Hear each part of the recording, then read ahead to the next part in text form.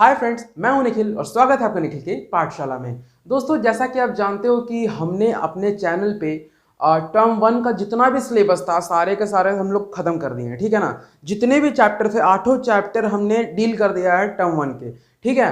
अब जैसा कि मैंने बोला था कि हम बिल्कुल भी लेट नहीं करेंगे। ये नहीं कि पहले टर्म वन का एग्जाम देंगे उसके बाद टर्म टू की तैयारी करेंगे, ये ऐसा बिल्कुल नहीं करना है। ठीक है ना। हम लोग को पहले अपना पूरा सिलेबस खत्म कर लेना है, उसके बाद जो टाइम बची उसमें हमको रिवीजन ज़्यादा से ज़्यादा करना है, ताकि हम एग्जाम तक इतना अच्छा से रिवीजन कर पाए कि हमको वहां पे, मैंने क्या बोला था, हमको एग्जाम में जाना है, बट वहां एग्जाम देने नहीं जाना है। वहां क्या करने जाना है, वहां एक और सेट बनाने जाना है और कुछ नहीं करना है आपको। ठीक है। तो जैसा कि हमने जिस तरह से जिस रफ्तार से टर्म वन खत्म किया है, और कोशिश करेंगे कि उसी रफ्तार से हम लोग टर्म टू की ओर बढ़े और टर्म टू को खत्म करें। ठीक है। तो अब यही उम्मीद करूंगा कि अगर टर्म वन नहीं देखा है तो सबसे पहले जाके आप चैनल को सब्सक्राइब कीजिए, प्लेलिस्ट में जाइए और सारी की सारी वीडियोस वहां पे सीबीएसई क्लास 10 टर्म वन 2022 की वीडियो बनी हुई है। तो वहां पे जाके उस प्लेलिस्ट में जाके आप देखिए कि सारी सारी वीडियोस आपको मिल जाएंगी 8वें चैप्टर से रिलेटेड। ठीक है। आगे क्या करना है आपको, उसके बाद इस वीडियो पे आना है ताकि आपको ज्यादा से ज्यादा आउटपुट मिल सके। ठीक है ना। क्योंकि वैसे भी ये जो चैप्टर है वो पिछले लीनियर इक्वेशन से इंटरकनेक्टेड है। क्योंकि अगर आपने लीनियर इक्वेशन नहीं पढ़ा होगा ढंग से तो आपको ये चैप्टर थोड़ा सा अजनबी टाइप का लगेगा। ठीक है। तो जैसा कि मैं बात कर रहा हूं टर्म टू की, तो टर्म टू आपका होगा फाइनल एग्जाम और ये होगा सब्जेक्टिव पेपर। ठीक है ना। सब्जेक्टिव पेपर कहने की मतलब है जो हम लोग नॉर्मल एग्जाम देते हैं जो कि सब्जेक्टिव लिखा जाता है, वो जो होगा टर्म वन आपका वो होगा ऑब्जेक्टिव पेपर। ठीक है ना। वो बहुत ज्यादा इंपॉर्टेंट है दोस्तों, बहुत ज्यादा इंपॉर्टेंट, क्योंकि उसमें है ना कि उसमें आपके जो एग्जाम में जो नंबर है ना वो कटने के चांसेस बहुत ज्यादा हैं आने के मुकाबले। ठीक है ना। अगर आपने गलत टेक आउट कर दिया मतलब आपके एक नंबर चले गए। ठीक है। इसलिए दिमाग में बात याद रखना।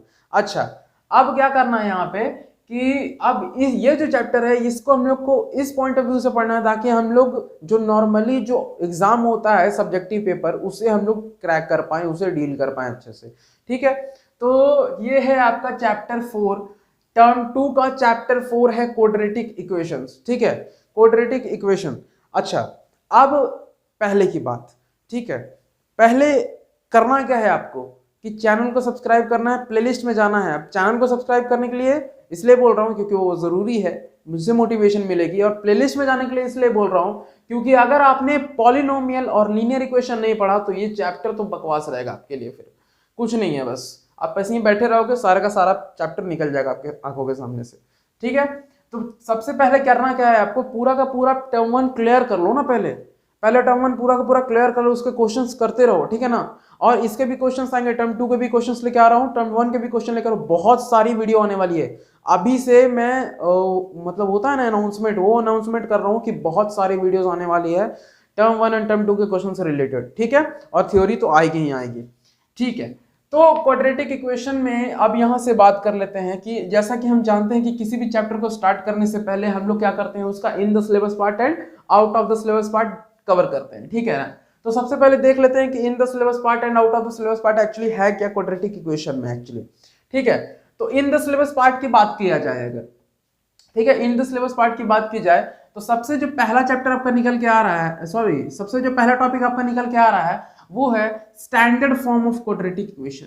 ठीक है ना। Standard form of quadratic equation पढ़ने का फायदा जो है ना दोस्तों वो ये है कि आपको जो क्वाड्रेटिक इक्वेशन पहचानने की जो खूबियत होगी ना वो आप पे बढ़ जाएगी। ठीक है ना। आप आसानी से पहचान जाओगे कि कौन क्वाड्रेटिक इक्वेशन है, कौन क्वाड्रेटिक इक्वेशन नहीं है। ठीक है। अच्छा, दूसरा जो टॉपिक आपके सामने आता है कि solution of quadratic equation by factorisation. ठीक है ना। अच्छा, जैसा हमने लीनियर इक्वेशन, मैं उम्मीद कर रहा हूं कि आप लोग लीनियर इक्वेशन पढ़ के ही आए होंगे। मैं बार बार बोलता हूं कि मेरे जो अगले चैप्टर होते हैं वो पिछले चैप्टर से इंटरकनेक्टेड होते हैं, इसलिए मैं हमेशा बोलता हूं कि प्लेलिस्ट में जाकर सबसे पहले आप पिछली वीडियो सारी की सारी देखिए। ठीक है ना। ताकि आपको अच्छे से समझ में आ जाए पूरा कॉन्सेप्ट और उसके बाद इस वीडियो पे आइए। ठीक है। बहुत ही ज्यादा आग्रह करके मैं बोल रहा हूं ये बात। चलिए, तो सॉल्यूशन, जैसा कि हमने लीनियर इक्वेशन में पढ़ा था, दो तीन मेथड्स होते हैं जिससे हम लोग सॉल्यूशन निकालते हैं किसी भी लीनियर इक्वेशन की। ठीक है ना। एक्स और वाई की वैल्यू निकालते हैं बहुत सारे, उसमें हम लोग जैसे सब्स्टिट्यूशन पढ़ा था हमने, फिर हमने एलिमिनेशन पढ़ा था। दो मेथड्स पढ़े थे, एक मेथड हमारा आउट ऑफ द सिलेबस गया था जो कि क्रॉस मल्टीप्लिकेशन मेथड है। ठीक है। इसमें क्या है कि इसमें भी एक मेथड आउट ऑफ सिलेबस गया है, लेकिन हमें उस अभी देखते हैं बाद में। अभी हमें क्या समझना है कि सॉल्यूशन निकालना है क्वाड्रेटिक इक्वेशन का। वहां भी क्या होता था, सॉल्यूशन निकालना हो, एक्स वाई की वैल्यू निकालनी होती थी। यहाँ पे क्वाड्रेटिक इक्वेशन का सॉल्यूशन निकाला जाता है, ठीक है ना। तो अभी सब क्लियर हो जाएगा, टेंशन मत लो, आराम से। अभी क्या होगा कि सॉल्यूशन निकाला जाएगा बाय फैक्टराइजेशन मेथड, फैक्टराइज करके सॉल्यूशन निकाला जाएगा। और फैक्टराइजेशन मेथड आप डैम श्योर की 70 to 80% बच्चों को तो आता ही होगा। अगर मैं अच्छे से मतलब कि थोड़ा सा ज़्यादा उम्मीद करूँ तो 98% बच्चों को आता होगा। अगर नहीं आता है बाकी के बच्चों को तो कोई प्रॉब्लम वाली बात नहीं है यार, अभी तो सीख ही रहे हैं ना, क्या दिक्कत है। थर्ड चैप्टर आपके सामने आके निकल के, थर्ड जो टॉपिक है आपके सामने, मेरे को क्या हो गया आज मैं क्या बोल रहा हूँ। थर्ड जो टॉपिक आपके सामने जो निकल के आ रहा है, क्वाड्रेटिक फार्मूला। क्वाड्रेटिक फार्मूला देखिए बहुत ज्यादा इंपॉर्टेंट, ठीक है ना। क्वाड्रेटिक फार्मूला, यहाँ पे दो फार्मूला आपको मिलेंगे, ठीक है ना। अब जिन्होंने पढ़ रखा होगा चैप्टर वो अभी बोलेंगे कि दो फार्मूला कहाँ से, तो बिल्कुल बिल्कुल दो फार्मूला मिलेंगे। और दोनों फार्मूला को आपको याद रखना होगा क्योंकि दोनों इंपॉर्टेंट है, क्योंकि दोनों से क्वेश्चंस आते हैं, ठीक है। चलिए, तो मैं आशा करूंगा कि इन द सिलेबस पार्ट आप लोग अच्छे से समझ गए होंगे। मतलब टोटल 3 टॉपिक आपको पढ़ने हैं, ठीक है। तो एक तो ये इंट्रो हो जाएगा, ठीक है, और इसके बाद की 3 टॉपिक, ठीक है।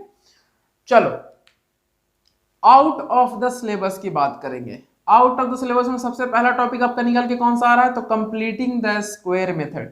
अब जैसा कि मैंने बताया कि क्वाड्रेटिक इक्वेशन के सॉल्यूशन निकालने के बहुत सारे मेथड्स होते होंगे, तो उस तरह से एक मेथड है कंप्लीटिंग द स्क्वायर मेथड, जो कि आपके सिलेबस से खत्म, ठीक है। अच्छा, ये अब क्योंकि ये सिलेबस से आउट है इसलिए हम इसके बारे में कोई चर्चा नहीं करेंगे। चलिए नेक्स्ट जो टॉपिक निकल के आ रहा है आपका the biquadratic degree based questions. अच्छा, बाइक्वाड्रेटिक क्या होता है, अगर आपने पॉलिनोमियल हमारी नहीं देखी है तो प्लीज जाकर देखिए। इसलिए मैं बार बार बोलता हूं कि हमेशा जाके देखिए, क्योंकि हमेशा इंटरकनेक्टेड रहेगी, ठीक है ना। बाइक्वाड्रेटिक क्या होती है, मैं ध्यान से बता देता हूं फिर से एक बार। लीनियर क्या होती है, जिसकी डिग्री 1 होती है। क्वाड्रेटिक क्या होती है, जिसकी डिग्री 2 होती है, ठीक है। क्यूबिक क्या होती है, जिसकी डिग्री 3 होती है। अगर आप बाइक्वाड्रेटिक बोल दोगे तो उसकी डिग्री 4 होती है। तो ऐसे क्वेश्चन जिसकी डिग्री 4 हो ना, वो वाले क्वेश्चन आपके नहीं आने वाले हैं क्वाड्रेटिक इक्वेशन में इस साल, ठीक है ना। अच्छा, तो ये हो गए आपके total out of the syllabus part. तो अब क्योंकि बाइक्वाड्रेटिक बेस्ड क्वेश्चन के एग्जांपल मैं चाहूं तो दे दूं, लेकिन वो आ ही नहीं रहा, तो एग्जांपल देने से कोई फायदा है नहीं। आपको बस ध्यान देना है कि डिग्री जब बाइक्वाड्रेटिक हो, मतलब 4 हो, तो आपको वैसे क्वेश्चन टच नहीं करने हैं, ठीक है। चलिए, यहां तक क्लियर हो गई सारी बातें। अब क्या करना है कि अब हमें देखना है इन द सिलेबस पार्ट को अच्छे से, ठीक है। तो सबसे पहले हम थोड़ा सा इंट्रो लेंगे हमारा क्वाड्रेटिक इक्वेशन का, कि एक्चुअली इस क्यों पढ़ रही है चैप्टर, ठीक है ना। ये चैप्टर से क्या फायदा है, ठीक है। क्वाड्रेटिक इक्वेशन हम लोग अभी देखते हैं कि क्या है, कि इंट्रो लेते हैं छोटा सा, फिर हम लोग आगे बढ़ेंगे। चलिए, तो मैं चाहूंगा कि इसे आप नोट कर लो या फिर स्क्रीनशॉट ले लो, बहुत ज्यादा इंपॉर्टेंट है ये। हम लोग आगे बढ़ते हैं। तो चलिए दोस्तों, अभी क्या है कि क्वाड्रेटिक इक्वेशन समझना है हम लोगों को, तो ध्यान से देखिएगा। यहाँ पे जो चैप्टर का नाम है वो है क्वाड्रेटिक, ठीक है। क्वाड्रेटिक का मतलब क्या होता है, तो क्वाड्रेटिक का मैंने बताया था आपको कि क्वाड्रेटिक का मतलब वो होता है ऐसा इक्वेशन, ऐसा पॉलिनोमियल जिसकी डिग्री क्या हो, 2 हो। अब डिग्री क्या होती है, the highest power of x in a polynomial, उसको बोलते हैं डिग्री, ठीक है। तो जिसकी डिग्री 2 होगी उसको बोलेंगे क्वाड्रेटिक, ठीक है। अच्छा, अब इक्वेशन की बात करेंगे। इक्वेशन क्या होती है ये भी मैंने बताया था जब लीनियर इक्वेशन में पढ़ा रहा था। तो इक्वेशन क्या होती है, जब हम एक्सप्रेशन में इज इक्वल टू लगा देंगे ना, जब हम एक्सप्रेशन में इज इक्वल टू लगा दें, एक्सप्रेशन क्या होती है, जैसे मैंने लिख दिया 2x² प्लस 3x प्लस 6, तो ये क्या, ये एक एक्सप्रेशन है, ठीक है ना।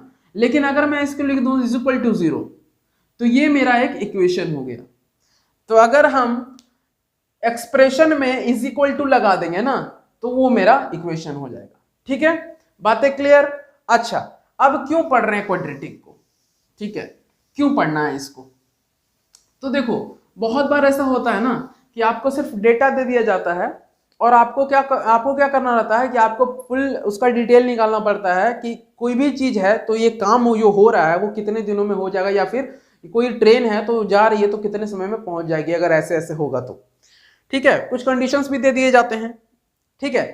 तो आपने देखा होगा, अगर आप गो थ्रू हुए हैं इस चैप्टर से, तो आप ध्यान से देखिएगा कि लास्ट में आपको वहां पे वर्ड प्रॉब्लम्स मिलेंगे कुछ, ठीक है ना।